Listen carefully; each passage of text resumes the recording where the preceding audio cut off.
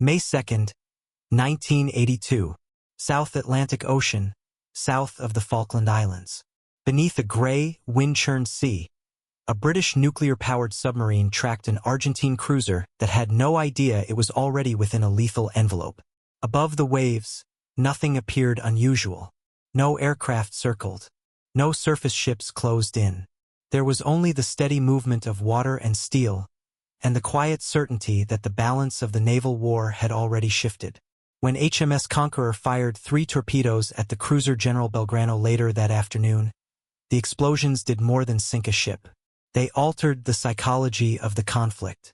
In minutes, the Argentine Navy lost more than 300 sailors and, just as critically, lost confidence in its ability to operate at sea. From that moment on, Argentina's surface fleet would remain largely confined to port, not because of British destroyers or carriers, but because of an enemy it could neither see nor reliably counter. This fear did not emerge overnight. It was rooted in the strategic realities of the Falklands War and the unique advantages Britain brought beneath the waves. In 1982, the Royal Navy deployed nuclear-powered submarines thousands of miles from home, capable of sustained high-speed transit, extended endurance, and continuous patrol without the logistical constraints faced by surface ships. These submarines were not supporting actors. They were the opening move. Argentina entered the conflict with a navy that looked formidable on paper. It possessed a light aircraft carrier, modern destroyers, and submarines of its own. Yet the moment British submarines arrived in the South Atlantic, that numerical and symbolic strength became irrelevant. The sea space around the Falklands was suddenly contested in 3 dimensions, and only one side had mastery of the deepest and most decisive layer. The sinking of General Belgrano demonstrated that British submarines could strike without warning, outside declared exclusion zones, and against high-value targets escorted by other warships. For Argentine commanders, this introduced an intolerable level of uncertainty. Any sortie risked catastrophic loss, with no opportunity for detection, evasion, or retaliation. As a result, Argentina's surface fleet effectively withdrew from the campaign's decisive waters. British task force commanders could maneuver with far greater freedom, knowing that the most serious naval threat had been neutralized not by gunfire or air attack, but by the silent pressure exerted from below the surface. And with that withdrawal came a deeper question for Argentina's naval leadership. How had Britain's submarines achieved such dominance so quickly, and why was there no practical answer to them? That dominance was not accidental. It was the result of decades of Cold War preparation that had shaped British submarine doctrine long before the Falklands crisis emerged. Throughout the 1970s, the Royal Navy had trained its submarine force to hunt Soviet surface groups and submarines in the North Atlantic. These exercises emphasized long-range detection, strict noise discipline, and independent decision-making far from friendly support. When war broke out in the South Atlantic, those skills transferred almost directly. Britain's nuclear-powered submarines operated under a simple but unforgiving logic. Their task was not to engage frequently, but to deny sea space. Once deployed, submarines like HMS Conqueror, HMS Spartan, and HMS Splendid created invisible barriers that Argentine commanders could not confidently cross. Unlike diesel-electric boats, British nuclear submarines did not need to surface or snorkel regularly, reducing exposure to detection. They could remain submerged indefinitely, maneuvering at speed while maintaining stealth. Argentina's navy, by contrast, was optimized for regional operations close to home waters. Its surface ships relied heavily on radar, visual observation, and air support to detect threats. Anti-submarine warfare capability existed, but it was limited in both equipment and operational experience. Argentine destroyers carried sonar and depth charges, yet these systems were designed primarily to counter conventional submarines operating in coastal environments, not nuclear-powered vessels moving quietly in deep ocean waters. The imbalance became immediately apparent. British submarines reached the operational area weeks before the main task force, establishing patrol zones and relaying intelligence. This early arrival allowed Britain to shape the maritime battlefield before Argentine forces could effectively react. The mere presence of submarines forced Argentina to alter routes, delay movements, and concentrate assets defensively, narrowing its options. Even Argentina's own submarines struggled to counter this threat. The diesel-electric submarine San Luis conducted patrols during the conflict, but mechanical issues and unreliable weapons prevented successful engagement. British forces expended considerable effort hunting San Luis, yet this episode underscored the asymmetry of the undersea fight. Britain could afford to focus resources on a single submarine. Argentina could not neutralize multiple unseen adversaries. After the loss of General Belgrano, Argentine naval leadership faced a stark reality. Without credible detection or protection against British submarines, any attempt to contest control of the sea risked annihilation. Orders increasingly emphasized fleet preservation over engagement. Ships that might have threatened British carriers or amphibious forces remained in port, not due to lack of courage or intent, but because the strategic cost of sailing had become unacceptably high. This silent stalemate beneath the waves set the conditions for everything that followed. With Argentina's surface fleet constrained, the conflict shifted toward air power and land operations, areas where different risks and calculations would define the campaign's next phase. With Argentina's surface fleet effectively neutralized, British commanders gained a level of maritime freedom that few had anticipated at the outset of the campaign. This freedom was not absolute, but it was decisive. British carriers, amphibious ships, and logistics vessels could now operate in the South Atlantic with far lower risk from surface attack, allowing planners to concentrate on the far more immediate danger posed by Argentine air power. The effects of submarine dominance became most visible in the days leading up to the amphibious landings. San Carlos water, chosen for the main British landing on East Falkland, was geographically constrained and vulnerable to air attack. Under normal circumstances, committing troopships and landing craft into such confined waters would have been extremely risky if enemy surface forces were active. Argentine destroyers and cruisers, operating in coordination with aircraft, could have posed a serious threat to the invasion force. That threat never materialized. Argentine naval units remained largely confined to port following the Belgrano sinking, and this absence reshaped British operational planning. Without the need to guard constantly against surface interception, escort ships could be positioned primarily for anti-air and close-in defense rather than dispersed across wide maritime patrol zones. This concentration improved reaction times and command cohesion during the intense air attacks that followed. British submarines continued to play a role even without firing additional torpedoes. Their patrol areas were adjusted to monitor potential Argentine movements, particularly from naval bases on the mainland. Intelligence passed back to the task force reinforced the assessment that no major surface sortie was imminent. This confidence allowed the landings to proceed on May 21, 1982, with the understanding that the primary danger would come from the sky, not the sea. For Argentina, the strategic dilemma deepened. Keeping the fleet in port preserved valuable assets, but it also surrendered the initiative. Naval aviation lost the protection and coordination that surface units could have provided. The aircraft carrier 25 de Mayo, intended to play a central role in maritime strike operations, was effectively sidelined once submarine threat assessments concluded that safe carrier operations were no longer feasible. This imbalance highlighted a critical lesson of the conflict. Control of the sea does not always require visible dominance.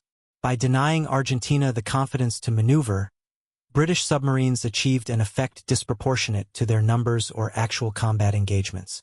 Their presence shaped decisions, constrained options, and influenced the course of the war without constant action. As British forces consolidated their beachhead and prepared to push inland, the naval war entered a quieter phase.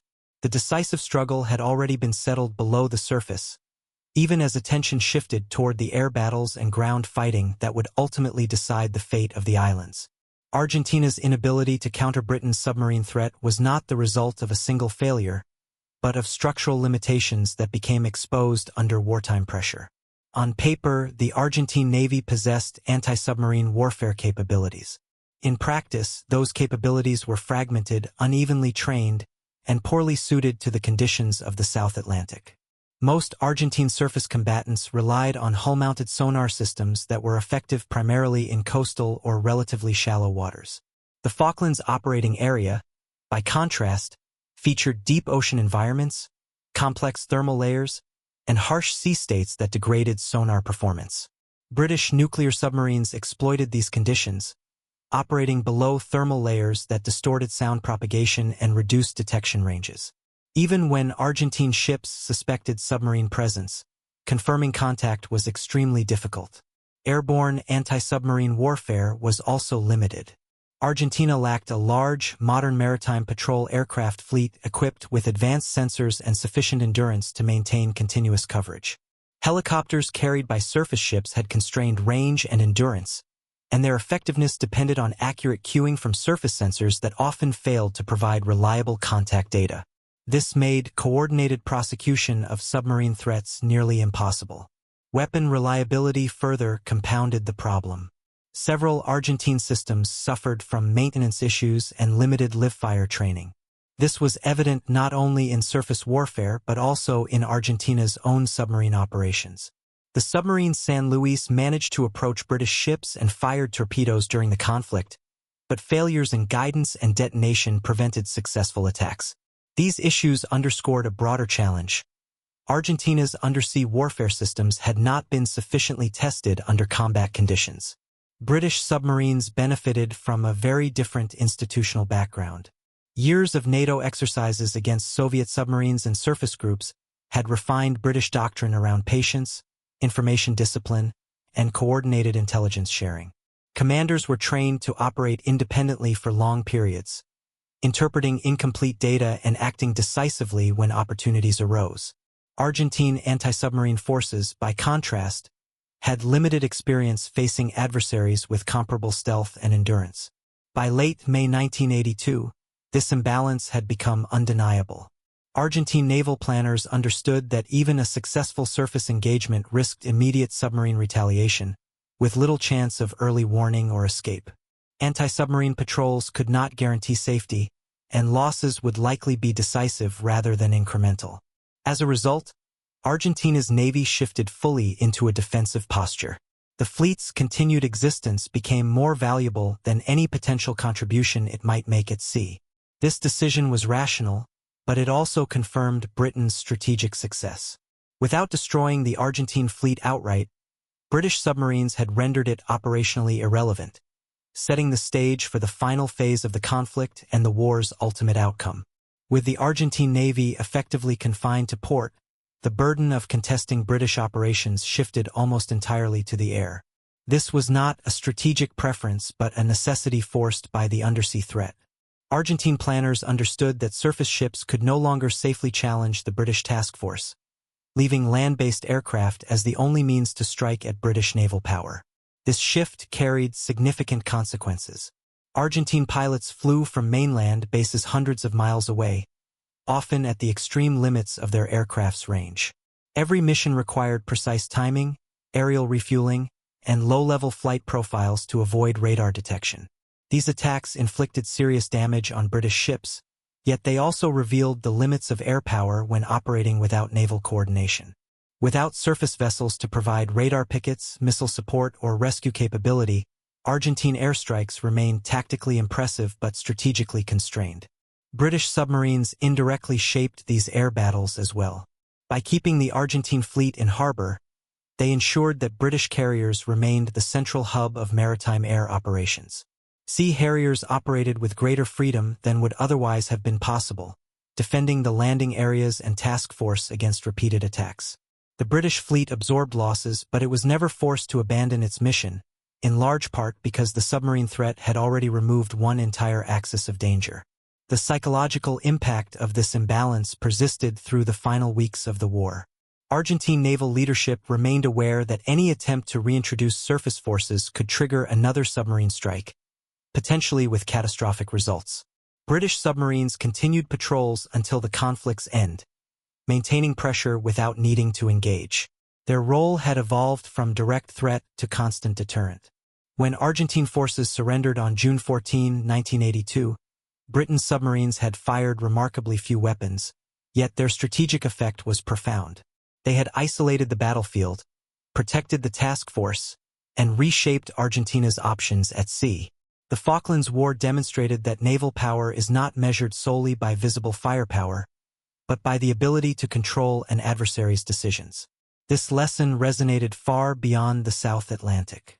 Navies around the world studied the conflict closely, recognizing that submarines could exert decisive influence without frequent combat.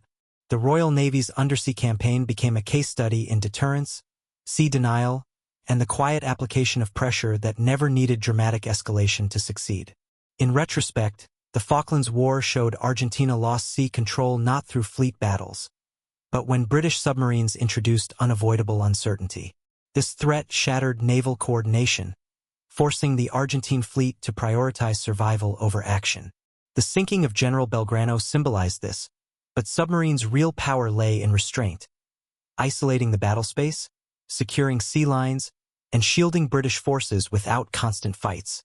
Every day the fleet stayed in port advanced Britain's victory. For historians, it proved submarines could wield outsized strategic influence via sea denial, not control, a lesson shaping modern naval risk assessment and deterrence. Today, amid tales of bravery and spectacle, a quieter truth endures. Silence trumped force, making action too risky. If you found this analysis valuable, consider liking the video, subscribing to the channel, and sharing it with others interested in modern naval history. More in-depth, fact-based documentaries are coming, exploring how technology, doctrine, and decision-making have shaped conflicts around the world.